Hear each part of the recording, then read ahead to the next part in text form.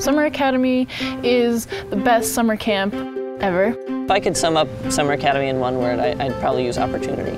There's something about the seminar-style classes and doing discussions constantly that just makes you grow an incredible amount. Coming to a place like this was kind of a sure way of being surrounded by kids who were curious, interested, and it's proved correct. The Summer Academy is an opportunity for high school students to get a flavor of St. John's before they're even in college themselves. All of our classes are conversational, driven by student participation. They're small, 10 to 20 students in all of our classes. We try to study and teach everything that we do through an encounter with classic texts.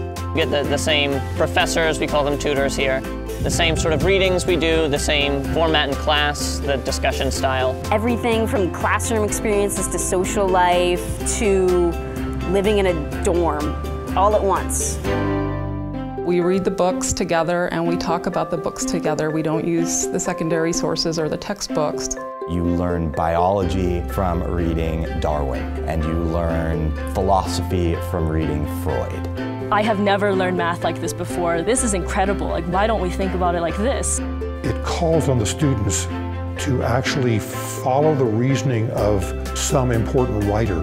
Rather than reading a textbook that somebody's compiled that explains what Newton's bucket theory is, we read Newton. All of a sudden, science is just another way of inquiring.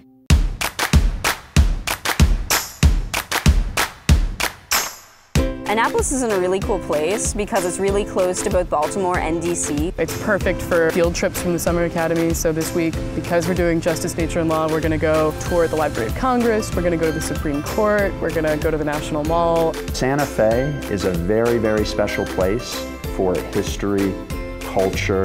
In a music tutorial, they might study part of an opera that they'll have a chance to see at the Santa Fe Opera House. They take a hike in the ski basin where you can hike as high as 12,000 feet, just miles outside of Santa Fe. They're able to participate in many of the things that St. John's undergraduates do themselves.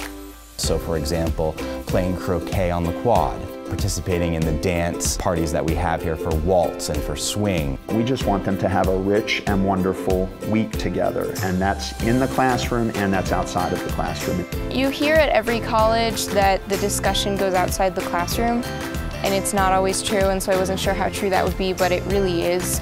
And I guess I was surprised at how much we would just sort of continue our discussions after class. It is a kind of magic, and for students who are really interested in it, it's like coming home.